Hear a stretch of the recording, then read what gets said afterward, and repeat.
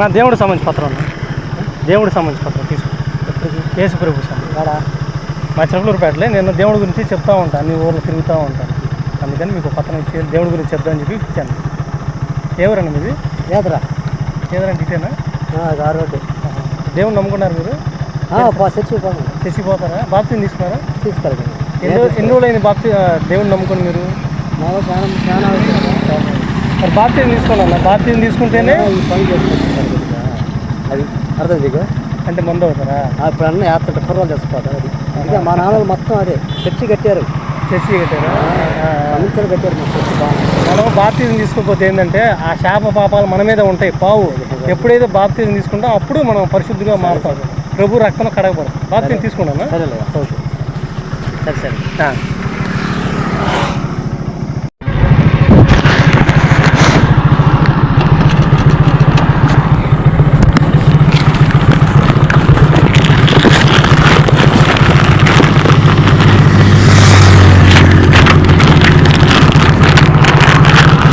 అమ్మా దేవుడి గురించి మాట్లాడండి, చదివించుకోమా. యేసు ప్రభు గురించి మాట్లాడండి. యేసుక్రీస్తు గొప్ప దేవుడు, మన కోసం ప్రాణం పెట్టి తిరిగి వేశారు. ప్రభు నమ్ముకున్నారు మీరు? బాప్తీసం తీసుకున్నారా?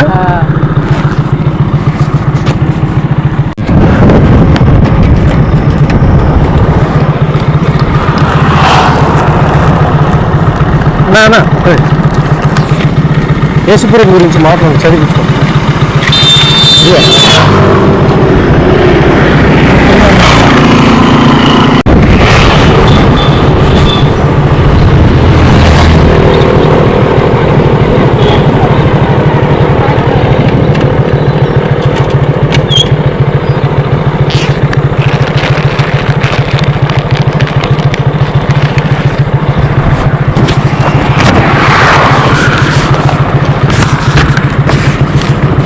అమ్మ దేవుడి పత్రం అమ్మ చదివించు. యేసు ప్రభు సంబంధించి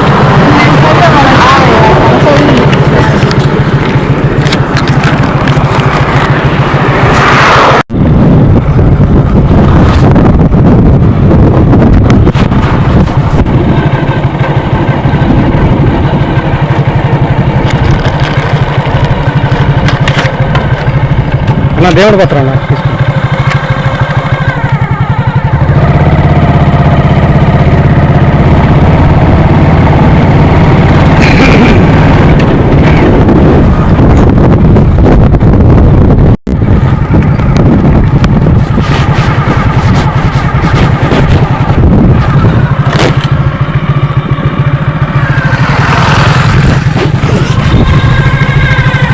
రోడ్డు బాగుందా? ఇటు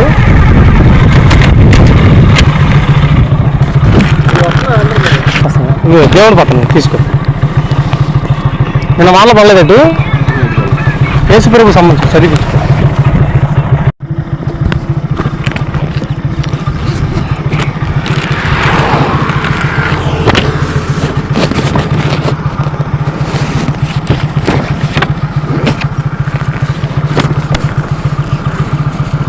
బాబాయ్ దర్శి ఎంత దూరం ఉండిద్ది?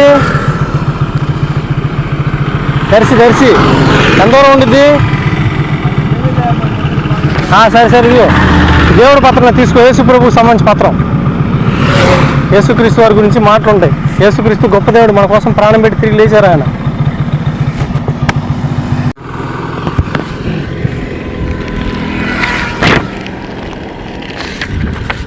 మా దేవుడు మాట్లాడమ్మా చదివించుకోండి. యేసు ప్రభుకు సంబంధించి ఉంటాయి. ఇదిగమ్మా యేసుక్రీస్తు గొప్ప దేవుడు, మన కోసం ప్రాణం పెట్టి తిరిగి లేచారు. ప్రభు అని నమ్ముకోండి అమ్మా. ఎవరు మీది? దర్శ